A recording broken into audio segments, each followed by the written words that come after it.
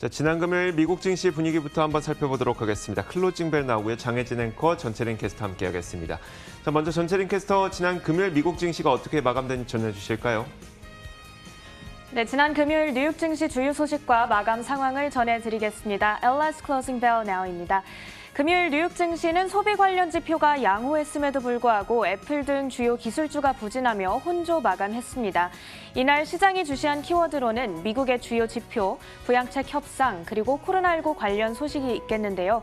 소비 지표부터 살펴보면 9월 소매 판매가 전월 대비 1.9% 증가하며 투자 심리를 지지해줬습니다. 이로써 소매 판매는 5달 연속 증가했고 지난 8월 상승폭인 0.6%보다 크게 확대됐습니다.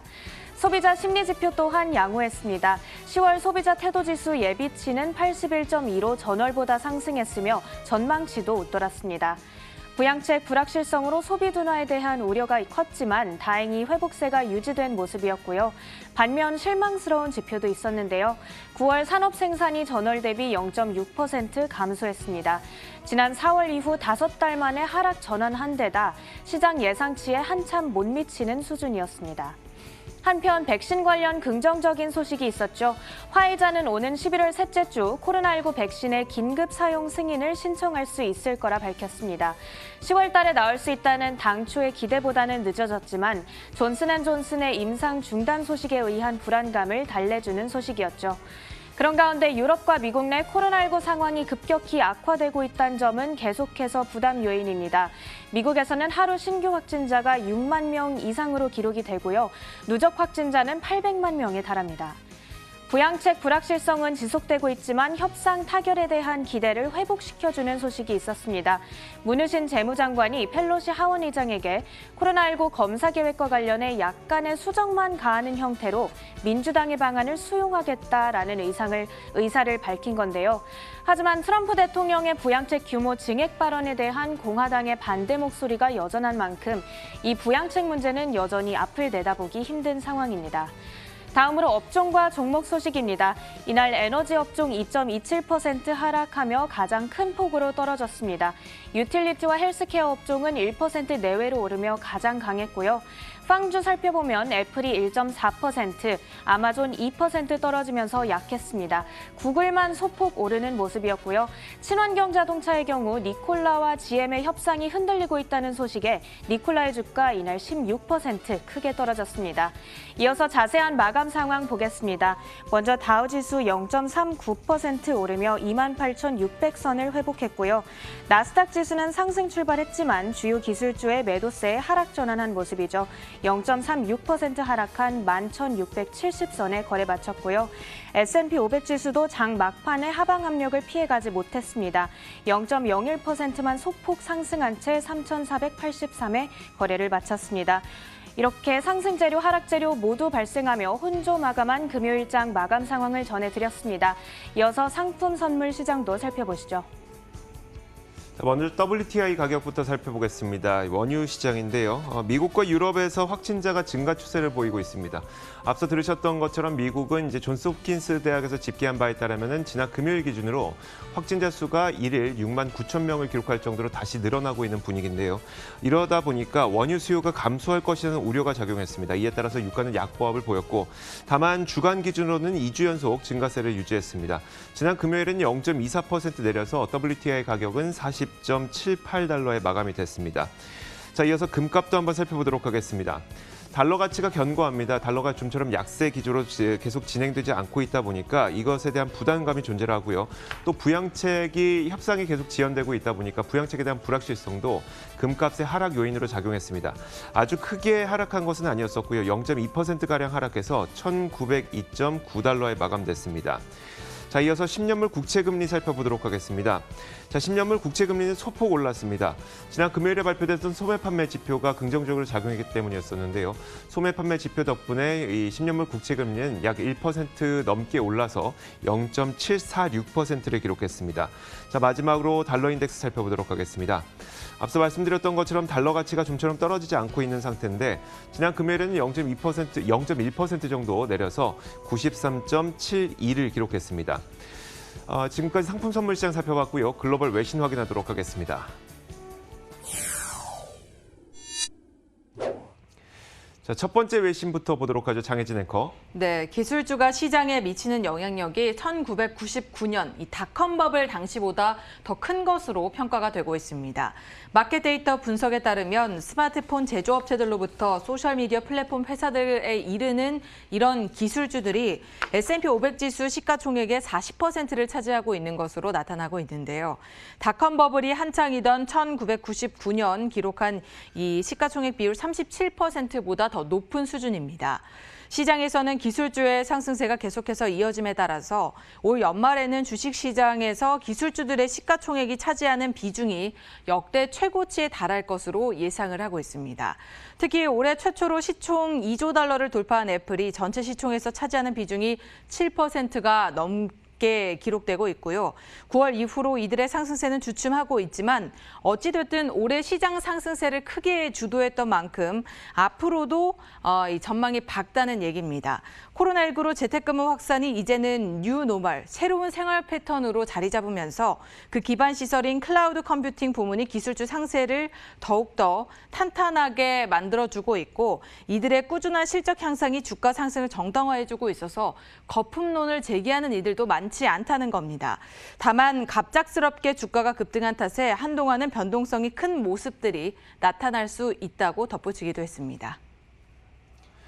자, 코로나의 확산 방지를 위해서 미국 내 여러 지역에서는 이 경제적인 많은 제재를 취했습니다. 그런데 경제적인 제재가 적었던 남부 지역의 경제가 지금 돌아보니까 전국 어느 지역보다도 경제적으로 아웃퍼폼했다는 그런 분석 기사가 있는데요. 월스트리트 저널 보도입니다. 자, 많은 경제학자들이 경제 회복의 경로는 바이러스 확산 정도에 따라서 달라지고 있다고 얘기를 합니다. 하지만 지금 나오는 이런 자료를 봤을 때 바이러스와 경제의 상관관계는 적어도 단기적으로는 그 관계가 적을 수도 있다는 지적입니다. 일단 먼저 첫 번째로 실업률부터 한번 살펴보도록 하겠습니다. 자, 미국의 실업률인데요. 일단 그 지난 8월 남부 지역의 실업률이 6.9%를 기록했습니다. 다른 지역들을 한번 살펴보면요. 북동부 지역이 10.6%를 기록했고요.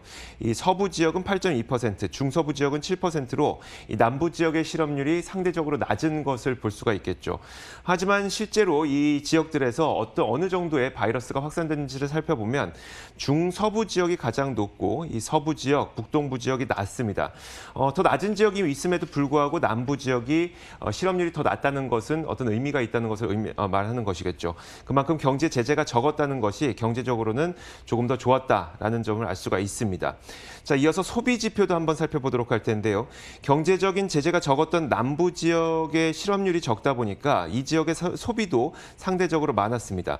전국 평균과 그리고 남부 지역의 소비 지출 형태를 한번 살펴보게 되면 남부 지역은 주간 소비 지출 증가율이 이제 플러스로 전환이 됐습니다. 그럼에도 불구하고 아직 미국 평균은 마이너스 구간을 기록하고 있는데 적어도 단기적으로 봤을 때는 경제 구제를 최소화하는 것이 경제 회복에 도움이 된다는 것을 의미하게 되는 것이고요.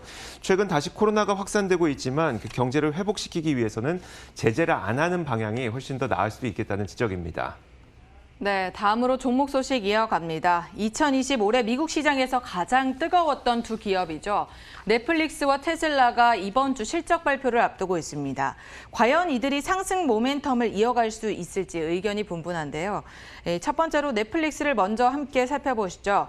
코로나19로 가장 수혜를 많이 입은 종목이라고 꼽을 수 있겠습니다. 사회적 거리두기로 많은 사람들이 집에 머물게 되고 그러다 보니 집에서 즐길 수 있는 스트리밍 서비스로 몰려들기 시작하면서 구독자 수도 상당히 많이 늘어났는데요. 이 호조세가 계속해서 이어질지가 의문이라는 그런 기사 내용입니다. 지난 상반기 2,700만 명에 가까운 신규 구독자를 얻은 넷플릭스는 당사에서 직접 성장세 둔화에 대비를 하라고 투자자들에게 경고를 했습니다. 시장 분석가들은 오는 화요일 오후죠. 한국 시간으로는 수요일 새벽에 발표하게 될 넷플릭스 3분기 신규 구독자 수가 380만 명 정도에 그치게 될 것으로 내다보고 있습니다. 만일 이 전망이 맞다면 지난 1년 사이 가장 낮은 분기 성장률을 기록하게 되는 것인데요. 다행히 긍정적인 분석도 있었습니다. 몇몇 전문가들은 넷플릭스 사업의 다른 부분에 낙관적인 전망을 제시하면서 스트리밍 공룡 기업이 다른 미디어 기업들보다 콘텐츠 제작을 하는 데 있어서 있어서는 코로나19의 영향을 덜 받은 것으로 보인다면서 이런 요인들이 구독자 수 증가율 둔화를 상쇄시켜 줄 것이라고 설명을 했습니다. 두 번째로 테슬라도 간단히 함께 살펴보시죠. 넷플릭스와는 달리 테슬라는 코로나19의 수혜를 입진 않았습니다. 올해 초반 테슬라 공장들이 모두 셧다운됐기 때문인데요. 하지만 연초 대비 테슬라의 주가는 400% 넘게 폭등을 했고요. 전문가들은 테슬라의 주주들이 다른 이유들보다는 팬데믹 때문에 판매가 부진했던 것으로 여길 것이라면서 이를 용납해 줄 것이라고 설명을 했습니다. 테슬라는 이제 현지 시간 수요일 오후에 발표를 하고요. 한국 시간으로는 목요일 새벽에 확인을 할 수 있겠습니다. 이 실적을 발표할 텐데 테슬라에 대한 수요가 얼마나 잘 지탱되고 있는지 확인을 해보셔야 될 것 같습니다. 지난 금요일에 유럽 항공 당국이 보잉 737 맥스 기종이 재운항에 나설 만큼 안전하다고 평가를 내렸습니다. 그러면서 보잉의 주가도 지난 금요일에 거의 2%가량 상승했는데요. 보잉 737 맥스 기종은 두 차례의 추락 사고로 346명의 이 목숨을 앗아간 이후에 2019년 3월부터 지금까지 운항이 중단된 상태입니다. 유럽 항공안정청이 이런 가운데 블룸버그에게 이 보잉이 지금까지 해온 조치들에 만족한다면서 올해 안에 연내 737 맥스 기종이 유럽 상공을 날 수 있을 것이라고 밝혔습니다. 또 지난 8월 보잉은 폴란드 차터사에 2대의 737 맥스 기종을 판매했다고도 밝혔는데 주문이 전혀 없었던 이 집 반년 만에 첫 번째 판매 기록을 내놓은 겁니다. 자, 이런 가운데 주말 사이 아메리칸 항공은 올해 안에 737 맥스 기종을 재운항할 계획이라고 밝혔는데요. 첫 운항 계획은 마이애미와 뉴욕을 가는 항로입니다. 아메리칸 항공은 연방항공청과 보잉과 함께 승인 절차를 위해서 접촉 중에 있다면서 지속적으로 재운항 계획을 업데이트하겠다고 밝혔고요. 하지만 보잉의 경우에는 재운항 계획 발표와 철회 이런 것들을 계속 반복을 해온 경험이 있기 때문에 과연 본격적으로 보잉의 상승이 가능할지는 앞으로 좀 더 지켜보셔야 될 것으로 보입니다. 자, 이렇게 글로벌 뉴스 살펴봤고요. 맨해튼 나우 이어가도록 하겠습니다.